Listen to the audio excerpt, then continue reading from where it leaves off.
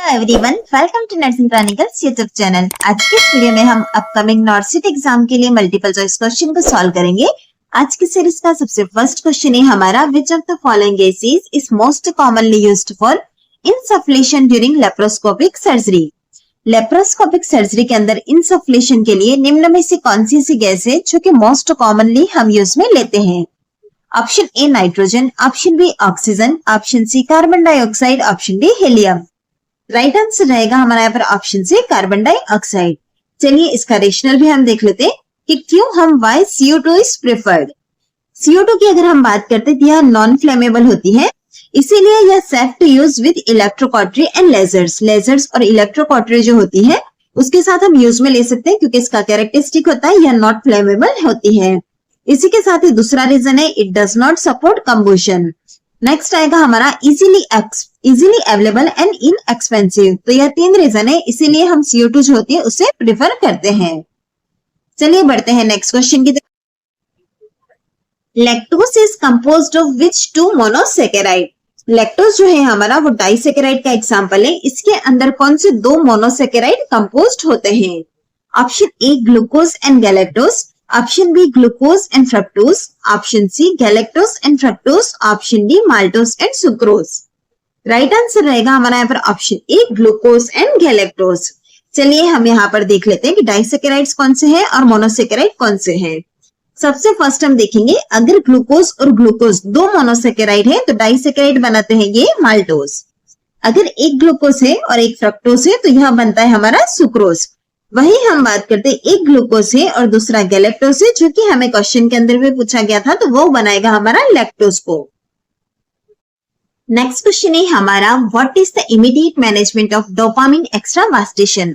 अगर डोपामिन का एक्स्ट्रावास्टेशन हो जाता है तो हमारा इमीडिएट मैनेजमेंट क्या होगा? Option A compress and elevate limb, option B elevate limb, apply warm compress and give phentolamine, option C massage site and injection lidocaine, option D elevate and inject atropine.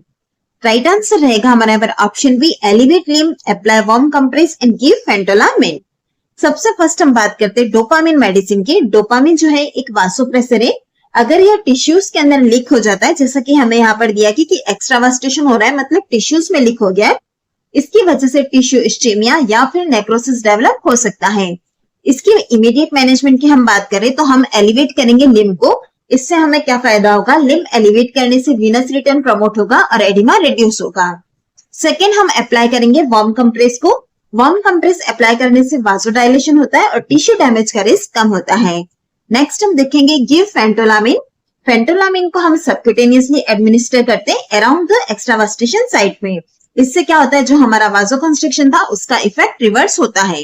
तो इस तरह से आप देख सकते हैं अगर डोपामिन एक्स्ट्रावास्टेशन हो रहा है तो आपको ऑप्शन बी राइट आंसर करना है। चलिए बढ़ते हैं नेक्स्ट क्वेश्चन की तरफ। Who implemented the first 5-year plan in India. First 5-year plan in India किन्होंने इम्प्लीमेंट किया था? Option A Jawaharlal Nehru, option B doctor BR Ambedkar, option C Mahatma Gandhi, option D Indira Gandhi. Right answer रहेगा हमारे यहाँ पर option A Jawaharlal Nehru. First 5-year plan जो था, जो कि 1951 में लॉन्च हुआ था, इसे इम्प्लीमेंट किया गया था under the leadership of Pandit Jawaharlal ji Nehru के द्वारा। चलिए बढ़ते हैं नेक्स्ट क्वेश्चन की तरफ। नेक्स्ट क्वेश्चन है हमारा, which of the following combination is true about IPV। IPV के रिगार्डिंग कौन सा कॉम्बिनेशन ट्रू है? Option A live virus, oral route and mucosal immunity, option B killed virus, injection route and systemic immunity, option C live virus, injection route, systemic immunity, option D killed virus, oral route and mucosal immunity. Right answer रहेगा हमारे यहाँ पर option B, यानी कि killed virus, injection route and systemic immunity. IPV का full form आपको पता ही होगा। IPV मतलब इनएक्टिवेटेड पोलियो वैक्सीन। यह एक किल्ड वैक्सीन है। इसी के साथ ही हम इसे इंजेक्टेबल रूट के द्वारा एडमिनिस्टर करते हैं और यह जो होता है हमारी बॉडी के अंदर सिस्टमिक इम्यूनिटी जो है वो प्रोवाइड करती है। इसीलिए राइट आंसर हमारा ऑप्शन बी रहेगा। नेक्स्ट क्वेश्चन है हमारा, विच nursing assessment finding is most indicative of सब इन्वॉल्यूशन। कौन सी ऐसी नर्सिंग की असेसमेंट फाइंडिंग है जो कि हमें इंडिकेट करते हैं कि यहाँ पर सब इन्वॉल्यूशन है? Option A uterus is firm and contracted, option B, uterus is soft, वॉगी and higher than D. Option C, lochia has completely stopped by day 5. Option D, no pain और tenderness in the abdomen.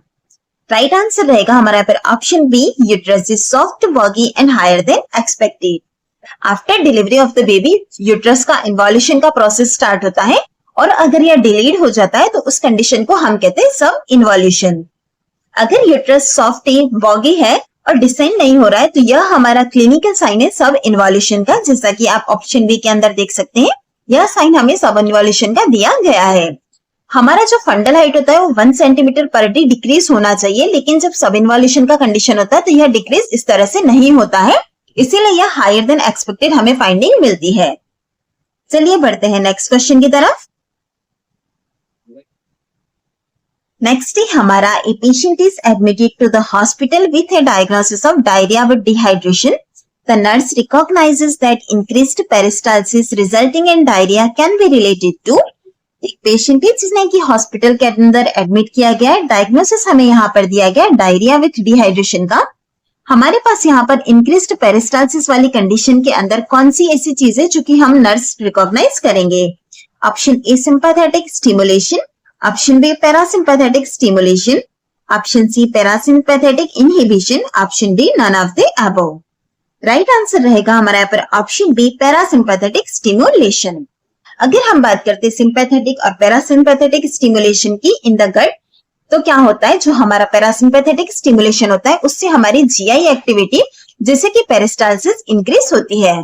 वहीं अगर हम देखेंगे कि sympathetic stimulation होगा तो sympathetic stimulation में जीआई एक्टिविटी स्लो डाउन होती है और पेरिस्टाल्सिस भी आपको रेड्यूस देखने को मिलेगा. क्योंकि हमें यहाँ पर डायरिया का दिया गया और इंक्रीज्ड पेरिस्टाल्सिस दिया गया, तो हमारा राइट आंसर रहेगा कि यहाँ पर हमारा पैरासिटिक सिंपैथेटिक जो है वो सिस्टम स्टिमुलेट हो रहा है. नेक्स्ट क्वेश्चन है हमारा, which tube is used for cross match in blood grouping. Cross match in blood grouping sample collection के लिए हम कौन सी ट्यूब है वो यूज में लेते हैं. आप यहाँ पर ट्यूब्स देख रहे हैं, इसमें से आप ब्लड ग्रुप और क्रॉस मैच का सैंपल कौन से कलर के अंदर कलेक्ट करेंगे. राइट आंसर रहेगा हमारे यहाँ पर ऑप्शन ए, एडीटी ट्यूब्स जो कि लेवेंडर कलर की होती है, जैसा कि आप यहाँ पर ऑप्शन ए वाले इमेज के अंदर देख रहे हैं. इस ट्यूब को हमें यूज में लिया जाता है for blood grouping and cross match का सैंपल कलेक्ट करने के लिए. चलिए बढ़ते हैं नेक्स्ट क्वेश्चन की तरफ. Which of the following assessment finding in a client with hepatic disease indicate inadequate vitamin K absorption? निम्न में से कौन सी ऐसी असेसमेंट फाइंडिंग रहेगी हेपेटिक डिजीज वाले पेशेंट के अंदर जो कि इंडिकेट करता है कि यहाँ पर इनएडिक्वेट है विटामिन के का absorption. Option A, ascites and restless leg syndrome. Option B, orthopnea and tachycardia. Option C, shortness of breath and fatigue. Option D, purpura and petechiae. Right answer रहेगा हमारे यहाँ पर ऑप्शन डी, परपिरा एंड पेटजे.